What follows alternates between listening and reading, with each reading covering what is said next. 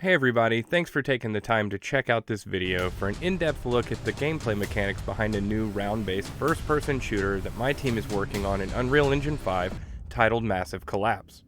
As for an update on the general state of development for the project, we are pretty much code complete on our initial prototype, meaning that the game's weapons, abilities, gadgets, game modes, buy menus, etc. are all pretty much done, barring some small integrations between some of these components, and we will be opening up playtests in the near future. This is, however, a good time to throw up the following disclaimer, which is that everything you see here today on this video will not reflect whatsoever the final look of the game. We have not begun to skin our project, meaning that everything that you're about to see, for the most part, utilizes some default Unreal Engine 5 assets. We have, however, begun to add particle systems that help really drive gameplay and understand, for instance, area of effect and things of that nature. So you will see some initial passes at particle systems, but we have not started to actually make this game look the way that we want to. Another great call out would be that we do have some initial funding to take that forward that we're very excited about. So we are about to open up playtest and start to get that user feedback so that we can refine the feel of the game as well as start to work on our aesthetics and the basic look of the game. Okay, with that being said, let's go ahead and talk about our weapon system. So I'm not going to spend a ton of time on each individual weapon. I think for the most part, you should be familiar with kind of standard gunplay that's available in most FPS shooters. However, I will say we have done a whole lot of customization to the base frameworks that were provided to us to really heavily control and adapt things like our spread system, our aim down sight system, as well as inventory, etc. So let's go ahead and begin by opening up the buy menu. The buy menu is available at the beginning of each round and allows you to purchase weapons, abilities, and gadgets. Let's go ahead and start by taking a look at the weapons menu. So you'll see that we do have 8 different weapons available for purchase. You'll also notice that I have a whole lot of money in the upper right corner. That's just one of the benefits of being a developer today. So we can purchase all of our weapons, abilities, and gadgets without having to go through our round-based game mode. All right, so a quick call out that within the 8 different weapons, we do have 2 melee options. Melee really does change your play style, and an important call out here is that you absolutely can purchase a katana as well as some supporting abilities and gadgets and be on par with a player that has, let's say, a rifle or an SMG. So unlike a lot of other games where you might say, hey, it's got melee options, well, sometimes that melee option is throwing your melee weapon or hitting them only when they're super close, but the different means of traversal in this game, as well as some of the passive buffs you get from some of these melee weapons, really allow you to go toe-to-toe with someone that has one of these other standard kind of gun choices. Another important call out is that we do not have the hammer present within this build of the game. If you're interested in seeing gameplay of the hammer, we have a previous iteration of this project that was done in Unreal Engine 4 before we made some changes to go into Unreal 5, and we do have hammer gameplay present there for you if you'd like to see what that looks like. It is super fun. It does also drastically alter playstyle, so there's 2 reasons actually that we have not implemented the hammer yet in this is that we want to be very robust in the different impact systems of that hammer, but primarily that we're looking to add this hammer during playtest. We want to make sure that the other weapons in the game are very balanced and work well together, and then make sure that the addition of the hammer works in a way that does not drastically change the overall feel of that system. All right. So let's begin by purchasing, let's say, a shotgun and a rifle. All right. You'll see that I have the rifle equipped now. Another important call out is that I can drop this, and now I have the pistol out. So the pistol is the default weapon in the game. You cannot purchase them, but you also cannot drop them, which means if I die, I don't lose my pistol. Anytime I am playing this game, I always have the pistol option.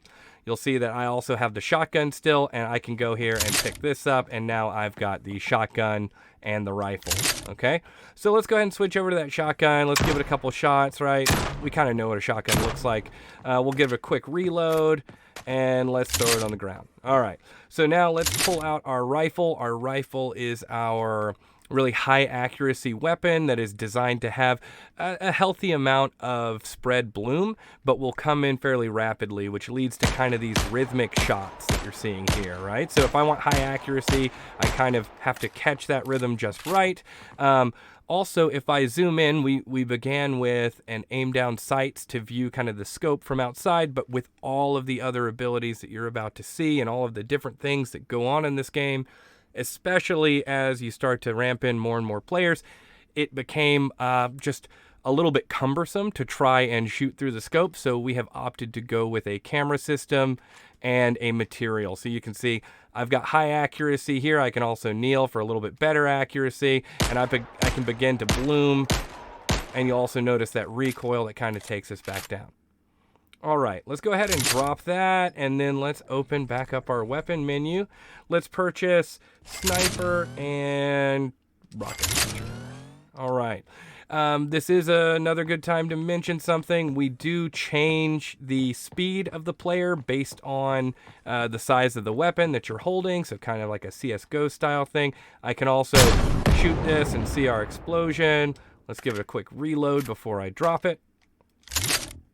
And now I've got out the sniper. Okay, so the sniper, you technically can shoot it at this moment without being zoomed in, but you'll notice exactly how kind of crazy wide the spread is. It is not designed to be shot while not zoomed in, and we could easily change it to where you have to, although we're very interested to see if there's any sort of gameplay that we can get out of being able to shoot it while not zoomed in, but we don't want it to be too overpowered. So as I zoom in, you'll see that we have our kind of a different look to the material here, but very much a very high accuracy weapon. I can kind of look around here and shoot and give it a little reload.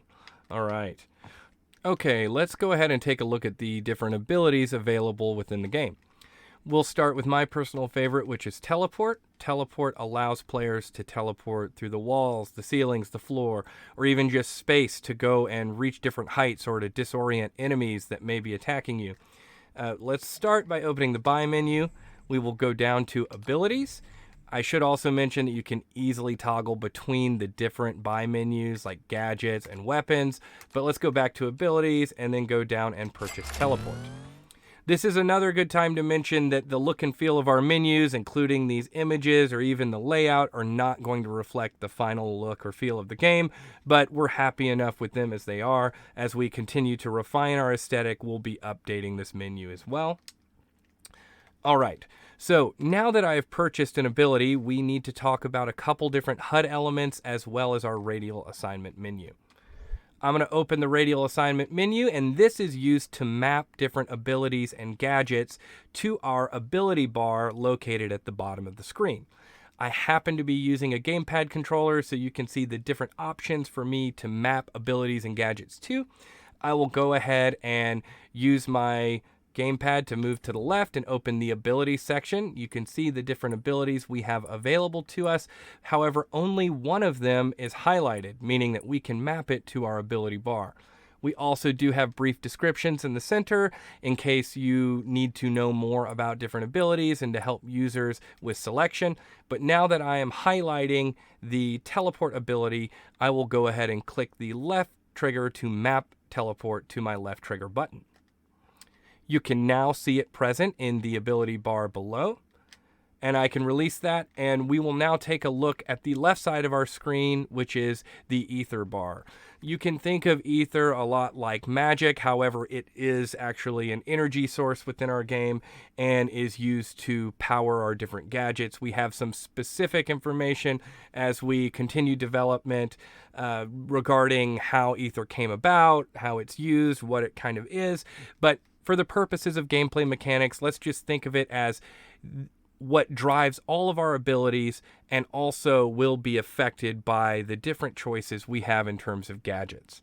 So I will now run, and let's say I'll jump on top of this platform with teleport. So I will run and jump, and I've teleported up here. It's pretty fun. And you'll see that we've lost 2 ether bricks on the left side, and it is slowly refilling.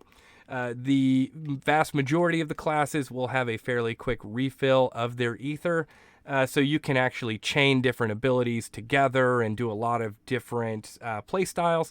But let's go ahead and now take a look at the actual mechanics of teleport. So as I was saying earlier, I can teleport backwards, I can teleport in the direction of movement, so I can go sideways. I can actually look up and teleport.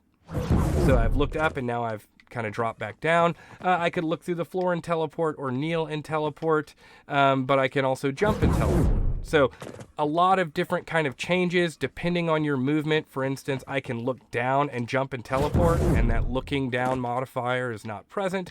I can also run at this wall and kind of teleport, like my teleport would actually go through these different walls. Well, I actually have the ability to just kind of teleport right up there depending on how close that position was going to be to the character.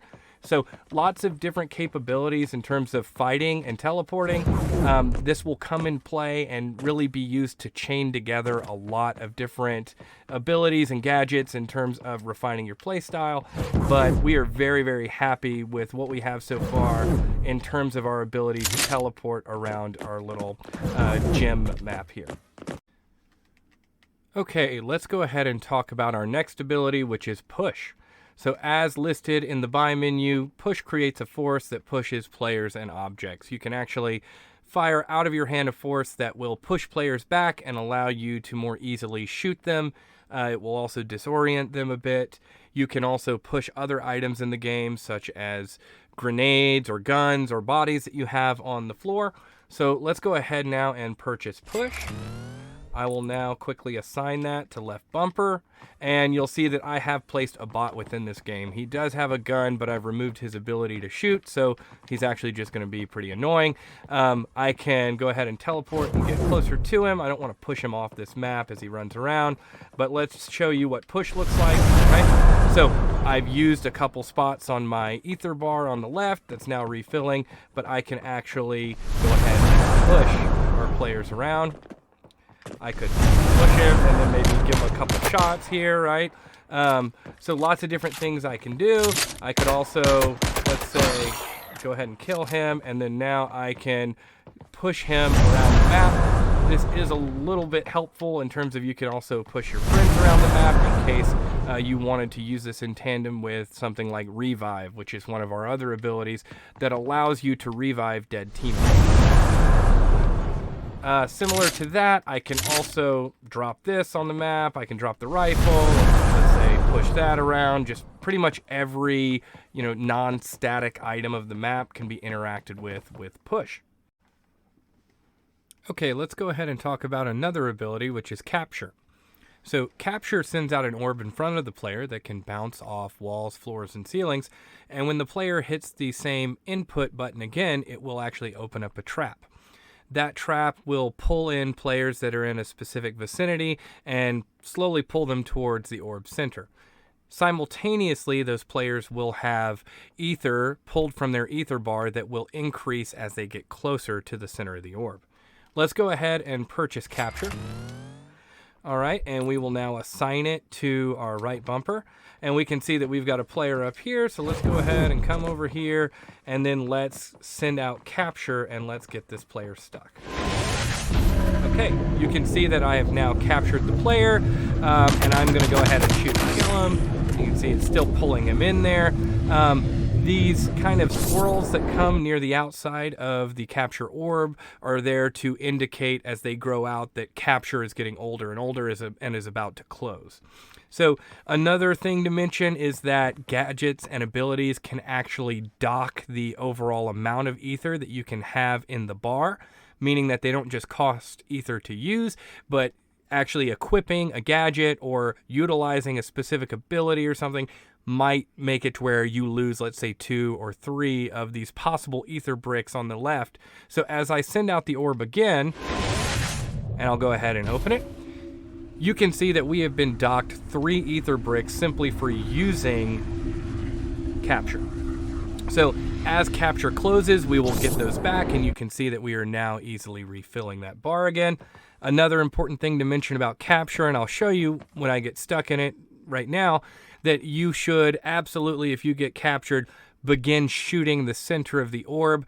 It does take damage, and you can shoot it, and that will actually make it close as soon as it's damaged enough. So let's go ahead and send it out. And when I do this, go ahead and feel free to check in the bottom left of the ether bar. For as I get closer to the center, you'll see that my ether starts to get removed faster and faster. Send it out. Let's go ahead and hop in it. It's pulling us in. We can shoot it. And now it is going to stop much faster. And we are refilling. So along with that, we can quick cast from the assignment menu, and I'm going to do that with a grenade right now, but the real purpose is to show you that ether will actually suck in grenades. So if you stick somebody in there and you want to suck in a grenade, it will go in and bounce and hopefully kill them. And so it will also give it damage, so I can close it here. And that's kind of the gist of capture. Okay, let's go ahead and talk about revive. So revive essentially allows you to pick up and revive dead teammates back into the game. You will retain all of your abilities and gadgets that you've purchased in previous rounds in this round, but you will not have any of your weapons except for the default pistol. So let's go ahead and purchase revive. Now this is actually an enemy here, but I'm going to break some rules and go ahead and for display purposes show you what revive looks like. So we've just purchased revive. Let's go ahead and map that. And now as I hit revive, it's going to release a circular emitter along the floor, and anything that gets within it, if it detects a dead teammate, it will revive them. And we'll see that does come at a cost, but let's go ahead and revive this person. All right. So now they are back in the game. You will see on the left side where our ether bar is located that we have been docked 3 ether for reviving this teammate. Let me go ahead and pull out a shotgun and take care of this. You'll see that we are now no longer docked. So if an enemy kills a teammate that you have revived, then you'll notice that you are no longer docked the ether that you were docked previously. I will go ahead and show what the actual revive looks like again, because we have done a lot of work around coming out of Ragdoll and doing some procedural physics that moves into that revive animation. So let's go ahead and look at that again. All right. And you can also do things like teleport and revive at the same time, or you can maybe push a body so that they're close to another body and revive both at the same time. So really interesting, and also allows you to have very tactical gameplay while not necessarily meaning that as soon as I die, my round is over. Hopefully a teammate has purchased the revive ability and is willing to come and revive me. Okay, a quick note on these other 2 abilities listed here, Shift and Health Regen. I can purchase them. They are code complete. However, we have done 0 work on the effect systems for them. So I could show some of this, but honestly, I'd rather just wait a little bit until we wrap up. Shift is our next one, and then Health Regen. But essentially, Health Regen allows you to throw out a device on the floor, and anyone, either friend or enemy, that gets within it will be slowly granted health. Shift actually works by turning your body into different particles, and it means that fall damage as well as like guns, shooting, melee cannot hurt you. However, if somebody were to use push on you, it would spread those particles out. You would be knocked out of shift, and you would actually be hurt a little bit by that push effect. The only other thing to mention with shift is that use of it does dock ether, or I shouldn't say dock, use of shift will slowly drain ether. So you cannot just sit and shift forever, and it will also allow you to jump slightly higher. But anyways, those are going to come very soon. We're really just wrapping up the final emitter systems on those. Okay, let's go ahead and start by covering our first gadget in the game, which is flight. Flight allows the wearer to launch into the air and glide down gracefully. This is extremely helpful when trying to traverse either across the map or to reach greater heights or specific areas. Let's go ahead and purchase flight now. All right, you can see that as I assign flight, I am now docked 2 ether bricks in the left ether bar. This means that simply having the ability assigned to my ability bar will restrict the overall amount of ether I can have at any given time. Now, I'm just going to click the flight button real quick, which will take us straight up and then back down. You'll see that we kind of launch up into the air and then slowly drop down. We can also do some different movement mechanics, like move in specific directions and land over here. We can do this in tandem with things like teleport and reach some pretty great heights fairly quickly. We can also release it and then turn it back on and kind of move in some different directions. And we can also use this in tandem with abilities like push. So if I look at the ground and I push and then hit flight at just the right time, I can actually launch into the air. Now you can see that I've done push and flight, and I have launched quite high up into the air. And I can drop down again. And now we are going to cover Katana. So I had spoken before that, hey, we're going to cover Katana, but we're going to do that at some later stages so we can also see how it works with some of the other components of the game. So let's go ahead and go in here and go to weapons, and let's purchase Katana. All right, you can see that I have this little backpack on here. This is the flight backpack. We do have this baked directly into our cosmetic system. So we have the ability to build a whole bunch of different cosmetics for flight so that we can not restrict to any specific style. We do want to do a free-to-play game and just kind of sell those cosmetics. So let's go ahead and remove flight. You can see that the backpack's gone and now our ether bar is no longer locked. Let's add it again, and now you'll get a good sense of what the actual flight looks like to other players. You can see we jump in the air, and then we've got this kind of backpack here that's got some jets on it. Looks pretty cool to me. And we can fly around the map like this and teleport. One of the good things about Katana is it does allow you to move very quickly. So your traversal methods are very fast with the Katana, and we'll get into some other abilities it has in just a second. Okay, let's continue to talk about Katana. So I have loaded 2 individual players into the game, mostly just so that the player will stay still, and you can see what one of the major abilities of the Katana is. So as this player is looking the other direction and cannot see me, there is a question mark above their head. You'll notice as I walk over here, oh, the player can see me. All right, walk back behind him, and he has some time to forget about me, and now the player is going to forget again. So I can also pull back out my Katana, and you see he has not seen me in some time. So now what I can do is I can slice him in the back, and he will continue to bleed out unless he is revived by another teammate or has to go to a health regen spot. And you can see here he is now, he's died. And then we could, of course, pick him up if we wanted to, but let's not do that right now. Okay, so we are now going to talk about adrenaline. Adrenaline will make players move faster at any given time, regardless of the weapon that they're carrying. They will get a speed boost. They will also have the ability to hit the input button assigned to adrenaline for a faster kind of dash. Now, that dash does come at a cost, so it will remove a little bit of health. The other cool thing about adrenaline is that when paired with Katana, it can actually allow you to deflect some, but not all bullets with the Katana. So I'm going to show you exactly what we mean. I'm going to start up an initial round with another bot that's going to be attacking me, and I will be purchasing both Katana and adrenaline.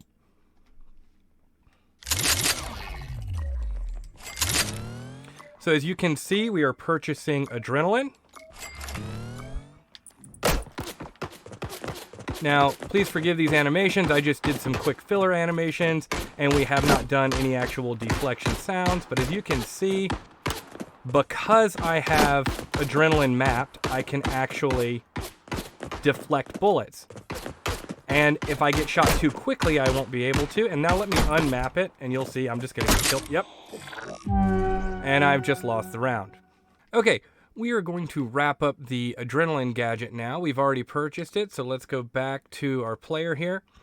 You can see that we can just kind of run around standard sort of speed for having our rifle out. But now let's go ahead and map adrenaline to one of our ability slots, and now we can actually move quite a bit faster. This is variable and will change based on the class system and everything, but you will move, every player will get a speed boost when mapping adrenaline. You can also hit this ability for a quick boost that will dock you a little bit of health. So let's go ahead and do that now. I'll hit it. All right, you can see that we now have 80 health as opposed to our original 100. Our health, again, is to the left of the ability bar. And I will go ahead and pull out the katana so that you can see what this looks like to other players. So we have kind of that little zip, and you can see a little bit of our body trail behind us. We will be adding some post-process effects and more sounds. Again, that is just kind of doing more of those initial finishing touches, I'll call them, before we start our playtest. All right, so I'm going to go ahead and map flight here so that you can see exactly how you can use adrenaline to kind of speed into flight. So let's speed up and then hit flight. And you can see I'm kind of launching quite far now, and I can let it go.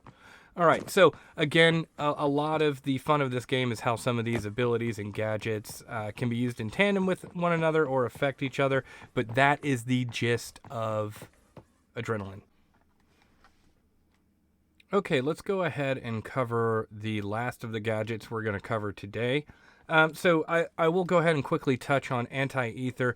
Anti-ether is essentially like a projectile, kind of like a grenade, except when it hits a wall or floor, it will stick to it, and then it will open up an area to drain ether from nearby players. Kind of like the same way that the capture projectile does, except that it's a lot more aggressive. So we haven't done any of the work on the particle systems to show area of effect.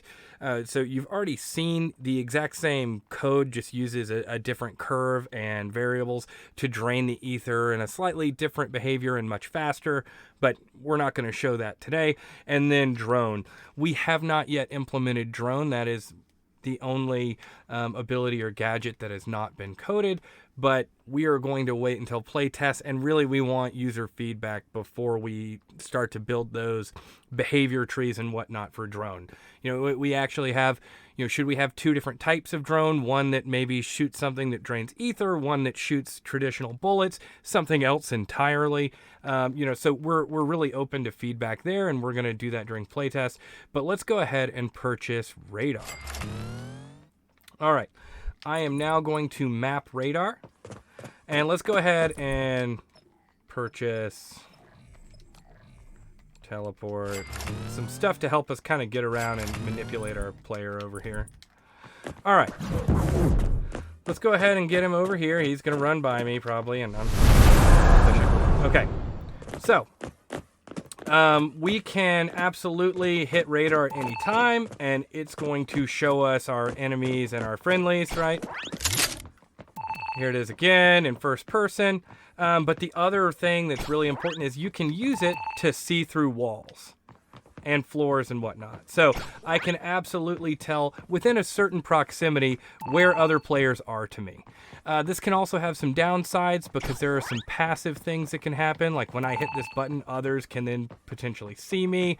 There's a lot of different options here. But anyways, we can use radar so that we can see through walls and then, let's say, teleport through them and begin shooting, right? Different things like that. We can use it to avoid enemies. We can use it to say, hey, there's 4 enemies over to my right. Maybe I should go left. That sort of thing. So anyways, a pretty powerful ability, but again, only happens in close proximity. So as people are further and further away, you won't actually be able to see them like that. Right, but then as I get closer and he gets closer, we can now see him. Okay, one of the last things that we're going to show is the scoreboard. So we do have displays for kills, deaths, revive, and damage. All of the kills, revives, and damage will actually drive the amount of money that you get between rounds. But you can see that we have all of our defaults at 0 right now because I've just started play of this game. Let's go ahead and go over here and chase this guy down a bit. And let's maybe kill him with a grenade. Hi. Oh, really? Okay, there we go. All right. Now let's pull this up. So we can see that we have 1 kill. We have damage as 0.99. And he has 1 death. All right. So now we can go ahead and lift him up. Again, some procedural pickup there. We've locked out some ether as well. But you can see that, hey, we have 1 kill and 1 revive now.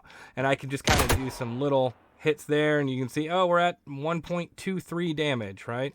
So we can walk that on up till it reaches 2, and now he's dead, and we've unlocked that, but we can again revive him, right? And you'll see they can't be hurt while they're in revive, but they can shortly after. And now we are at 2.7 damage, so he's about to die again. So anyways, just wanted to stop and show the scoreboard so that you can keep track of how many kills you and your team have, as well as some other important player statistics. Hey, a big thanks to everyone that stuck around for the entirety of this video.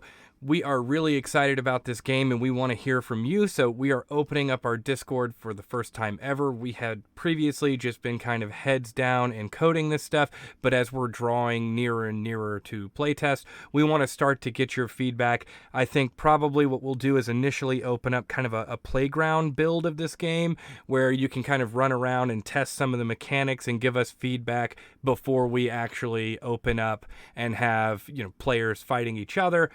But we are very, very much excited about this, and we want to hear from you, and we want the community that we build to help us prioritize exactly, you know, like what kind of mechanics people want to see, what kind of stuff they're not happy with. Should we tweak different things? You know, all of this while being pretty much code complete, it's all driven by curve data as well as different variables that we can easily tweak and change things. And we're absolutely open to community feedback. So please hop into our Discord. Again, just now opening it up. We want to hear from you. Thank you very much.